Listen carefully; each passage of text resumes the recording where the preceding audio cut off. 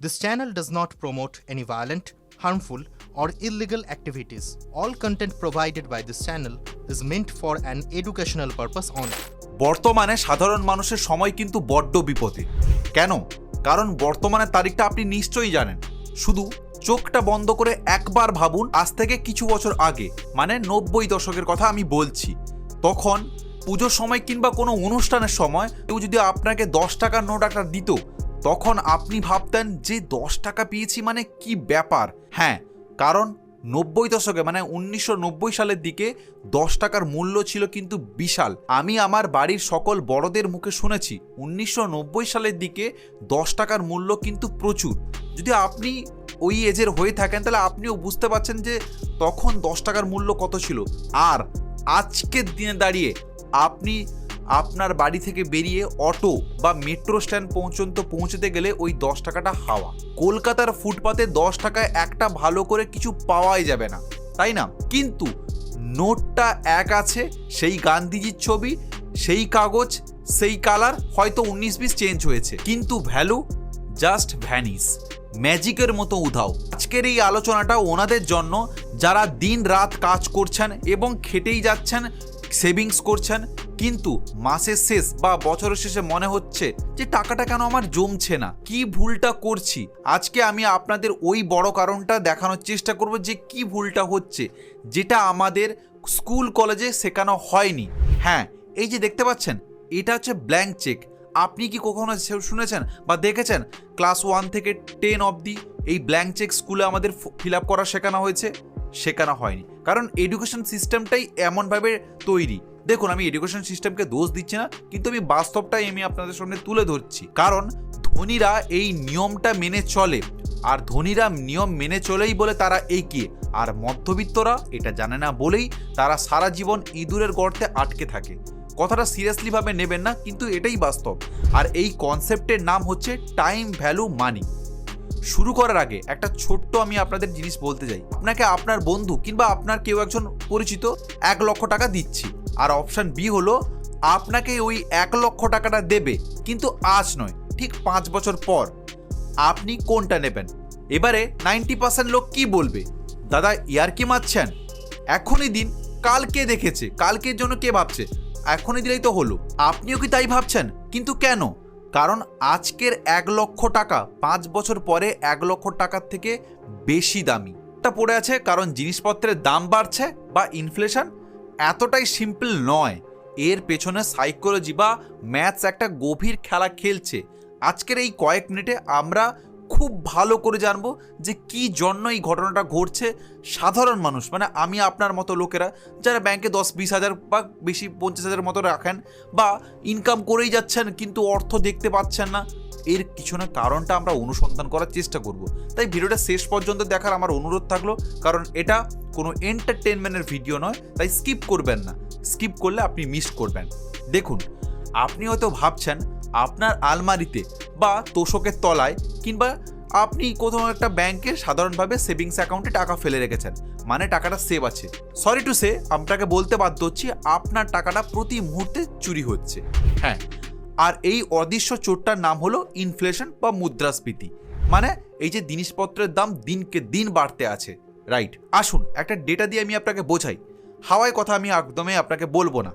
কলকাতা কিংবা কলকাতার মতো মফস্বল শহরে 1990 সাল থেকে 1995 সালে 1 কেজি ভালো চালের দাম কত ছিল মনে আছে?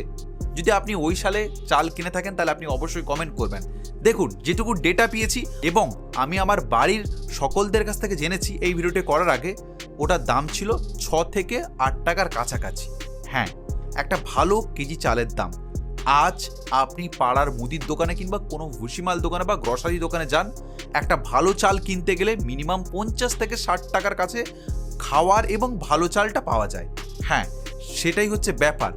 এবার একটা ইন্টারেস্টিং অঙ্ক বুঝুন। আপনার বাবা বা আপনি 1990 সালে 100 টাকা একটা মাটির হাঁড়িতে করে আপনি ঘরে রেখে দিয়েছিলেন, লক্ষ্মীর ভাণ্ডার বলতে পারেন, ঠিক আছে? আজ সেই লক্ষ্মীর ভাণ্ডারটা বের করে বা হাঁড়িটা বের করে আপনি দেখছেন 100 টাকা বের করলেন, ঠিক আছে? অঙ্কের হিসেবে ওটা 100 টাকাই আছে, কিন্তু 1990 সালে ওই 100 টাকায় আপনার বাবা বা আপনি হয়তো 3-4 দিন রাজার মতো চললেও চলতে পারছিলেন। ঠিক আছে, হ্যাঁ 3-4 দিনের বেশিও হবে, কারণ আমি আমার বাড়িতে যেটুকু জানতে পারলাম তখন যেটুকু দ্রব্যমূল্যের দাম ছিল 100 টাকায় আরামে কিন্তু 5-7 দিন চলে যেত। ঠিক আছে, আর আজকের দিনে দাঁড়িয়ে এই 100 টাকা আপনি বাড়ি থেকে বেরোলেই কিন্তু শেষ, মানে আপনি অফিস পৌঁছতে না পৌঁছতেই দেখবেন আপনার 100 টাকাটা শেষ হয়ে গেছে, আপনি একটা ভালো করে লাঞ্চ করতেও পারবেন না। হ্যাঁ, এটাকেই অর্থনীতির ভাষায় বলা হয় পারচেসিং পাওয়ার বা ক্রয় ক্ষমতা কমে যাওয়া। চলুন আমি আপনাকে একটা সত্যি ঘটনা দেখাচ্ছি। আমাদের পাড়া দুলুদার গল্পটা বলছি। দুলুদা খুব শেপ খেলতে ভালোবাসেন, কারণ তিনি শেয়ার মার্কেট বোঝেন না, হ্যাঁ, বা এলআইসি টেলআইসি এত কিছু করেন না। তিনি এটাও ভাবেন সোনাদানা কিংবা প্রপার্টি একটা ঝামেলার ব্যাপার, ঠিক আছে, চুরি যাওয়ার চান্স আছে কিংবা রক্ষণাবেক্ষণের ব্যাপার এসে যাচ্ছে। তিনি রিটায়ারমেন্টে যে টাকাটা পেয়েছেন তিনি আলমারির লকারেই গুছিয়ে রেখেছেন। ঠিক আছে, ভাবলেন যে বিপদে আপদ দিনে এটাই কাজে লাগবে এবং লিকুইড ক্যাশ থাকাটা খুবই জরুরি। দুলুদা খুব খুশি, কারণ 10 বছর পরেও সে লকার খুললে সেই 10 লক্ষ টাকাই দেখতে পাবে বা সেই বড় অঙ্কটা টাকাটা দেখতে পাবে, কোনো লস নেই এখানে। কিন্তু দুলুদা যেটা দেখছে না সেটা হলো কি, আপনি ধরতে পেরেছেন, 10 লক্ষ টাকায় কলকাতায় একটা ভালো ফ্ল্যাট হলেও হতে পারতো। ঠিক আছে, মানে আজকের দিনে দাঁড়িয়ে 10 লক্ষ টাকায় কলকাতায় কোনো ভালো ফ্ল্যাট তো নেই, ফ্ল্যাটের নামও আসবে না। ঠিক আছে, এটাই হচ্ছে পয়েন্ট। দুলুদা ভাবছে সেই টাকাটা সে জমিয়েছে, কিন্তু আসলে সে প্রতিদিন একটু একটু করে গরিব হয়েছে, কারণ জিনিসপত্রের দাম যে গতিতে বাড়ছে, ধরুন 7-6% কাছাকাছি, যেটাকে বলা হয় ইনফ্লেশন রেট, আমরা ডেটা দেখেছি, সেটা দুলুদার টাকাটা সেই গতিতে বাড়েনি, ওটা কিন্তু স্থির ছিল। হ্যাঁ দেখুন, এটা শুধুমাত্র একটা শিক্ষামূলক উদাহরণ। মুদ্রাস্ফীতির হার পরিবর্তনশীল এবং অতীতের ডেটা ভবিষ্যতের নিশ্চয়তা দেয় না, এটা আমি শুধুমাত্র উদাহরণ পারপাসে আমি আপনাদের জানালাম। আপনি যদি টাকাকে কাজ না করান, কাল এর পাওয়ার কমবেই, এটাই হচ্ছে ইউনিভার্সাল ট্রুথ। এবারে দ্বিতীয় পয়েন্ট হলো কি, অপরচুনিটি কস্ট বা সুযোগের ব্যয়। এটা একটু মন দিয়ে বুঝুন, কারণ এখানেই সাধারণ মানুষরা একটু ইমোশনাল হয়ে ভুল করে ফেলি। কিভাবে? এই যে টাকা জিনিসটা না অনেকটা বীজের মতো, একটা আমের আটি যদি আপনি ডয়ারে ফেলে রাখেন ওটা কিন্তু শুকিয়ে নষ্ট হয়ে যাবে, রাইট? কিন্তু ওটা যদি আপনি মাটিতে পুঁতে দেন, জল দেন, যত্ন নেন, দেখবেন ওখান থেকে ছোট্ট করে একটা গাছ বের হবে। ঠিক আছে, যেটা আপনি নিশ্চয়ই জানেন। আর সেই গাছ আপনাকে পরবর্তীকালে যদি ভালো জায়গায় যদি আপনি গাছটা লাগান বা আপনি জল টল দিচ্ছেন, দেখবেন একটা আগামী 2-4 বছর বা 10 বছর পরে আপনাকে অনেক কিন্তু ফল দিতে পারে, মানে আম দিতে পারে। ঠিক একইভাবে যে অ্যামাউন্ট আছে সেটাকে আপনাকে কাজে লাগাতে হবে, তাতে সেটা থেকে সেটা অ্যামাউন্ট আরও আসে। হ্যাঁ, এটাই হচ্ছে পোটেনশিয়াল বা সম্ভাবনা, সেটা আপনাকে সঠিকভাবে সিদ্ধান্ত নিতে হবে এবং সমস্ত কিছু সিকিওরভাবে। এখানে রাতারাতি কখনো বড়লোক হওয়ার আপনি চিন্তা রাখবেন না, যা সিদ্ধান্ত নেবেন ফাইন্যান্সিয়াল অ্যাডভাইসারের কাছে সিদ্ধান্ত নেবেন। এবার আমি আপনাকে একটা কনসেপ্ট বলবো, সেটা আপনি হয়তো নিশ্চয়ই জানেন, কিন্তু আপনি যদি না জানেন সেটা জানলে আপনি ভাববেন কি জানলাম। আমার কথা নয়, অ্যালবার্ট আইনস্টাইন বলেছেন একে পৃথিবীর 8ম আশ্চর্য। তা হলো কি, কম্পাউন্ডিংয়ের পাওয়ার। অনেকে ভাবেন টাকা জমানো মানেই হলো আমি কত টাকা রাখছি, কিন্তু আসল খেলাটা হলো আমি কবে থেকে টাকা রাখা শুরু করছি। অ্যামাউন্টটা ইম্পর্টেন্ট নয়, টাইমটাই হচ্ছে ইম্পর্টেন্ট। দুটো বন্ধুর গল্প বলি, রাহুল এবং অর্ক। রাহুল একটু চতুর, হ্যাঁ, বয়স থেকে তিনি চাকরি করছেন এবং বিনিয়োগ করা তিনি শুরু করেছেন। মাসে মাসে 5,000 টাকা করে জমাতো, কারণ সে কোনো বিয়ে করেছিল না এবং পরিবারের দায়িত্ব ছিল না। কিন্তু এটা করলো মাত্র 8 বছর, অর্থাৎ 29 বছর বয়স পর্যন্ত। তারপর ও জমানো বন্ধ করে দিল, ভাবলো যা জমেছে ওটাই থাকুক, আমি আর হাত দেব না, টাকাটা তো ওখানেই বাড়তে থাকলো। অন্যদিকে ও যে একটু ল্যাথখোর টাইপের এবং ডোন্ট মাইন্ড সে করে সবসময় জন্য, সে ভাবলে আরে এখন তো এনজয় করার বয়স, যাবে 30 বছরের পরে আমি এইগুলো বিনিয়োগের কথা ভাববো। কিন্তু পরবর্তীকালে সে ভাবলো আমি রাহুলের থেকে বেশি জমাবো, তাই মেকআপ করার জন্য ও মাসে 5,000-এর বদলে 10,000 জমাতে শুরু করলো, কারণ তখন অনেক বছর চাকরি করেছে, তার বেতনও বেড়েছে এবং টানা 30 বছর ধরে সে জমিয়ে গেল 60 বছর বয়স পর্যন্ত। এবারে একটা ভালো করে ভাবুন, রাহুল পকেট থেকে জমিয়েছে 8 বছর, 5,000 গুণিতক 12 গুণিতক 8 মানে 4,80,000 টাকার কাছাকাছি। অর্ক পকেট থেকে দিয়ে জমিয়েছে 30 বছর, 10,000 গুণিতক 12 গুণিতক 30 মানে 36 লক্ষের কাছাকাছি। কমন সেন্স কি বলে কার কাছে বেশি টাকা থাকা উচিত? অর্কের কাছে অনেক বেশি টাকা থাকা উচিত, তাই তো, কারণ রাহুলের থেকে প্রায় 7-8 গুণ বেশি টাকা সে বিনিয়োগ করেছে।